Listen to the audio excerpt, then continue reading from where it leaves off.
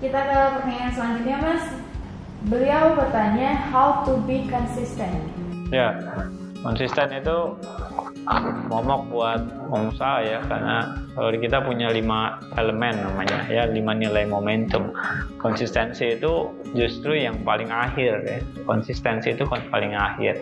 Tapi yang paling akhir itu posisinya ada di poros gitu, yang menjaga nilai-nilai kita itu mesti berputar terus. Nah, bagaimana caranya untuk supaya kita bisa konsisten?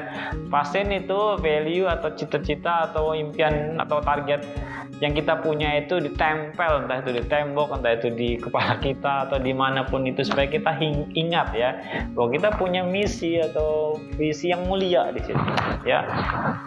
Mesti ada why-nya itu ya, big why-nya itu mesti besar di situ, dan nggak cukup besar kita mesti tempelkan kita supaya ingat. Mungkin pada satu saat kita akan jatuh down atau bahkan terpuruk, tapi kita bisa lihat lagi itu, diingatkan bahwa ada misi atau visi yang mulia yang sedang saya kejar, dan proses ini adalah proses mengarah ke sana meskipun kondisi saya sedang terpuruk. Pertama itu tuliskan ya big why-nya, dan bukan cuma dituliskan aja, diingat di mana-mana. Bahkan yang kedua, ada orang, entah itu komunitas atau teman yang mengingatkan ya yang punya misi atau visi yang sama. Itu juga bagian dari bagaimana cara kita mengingat itu ya.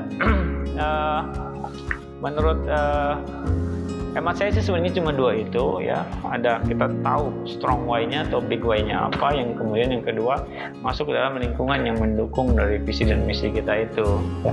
Jadi tanpa itu kayaknya kita rentan untuk tidak konsisten ya. Jadi, kalau kita belok-belok sedikit sama teman baik kita ditampar, lu kemana gitu ya, atau pas pulang lagi kita mesti ingat bahwa ini kita punya misi yang mulia. Yang ketiga mungkin ya, terakhir adalah ya punya mentor lah, katakan begitu ya, yang selalu mengingatkan kita.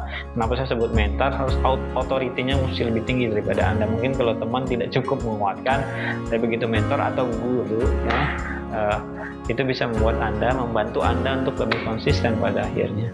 YEA Indonesia, we create entrepreneurs.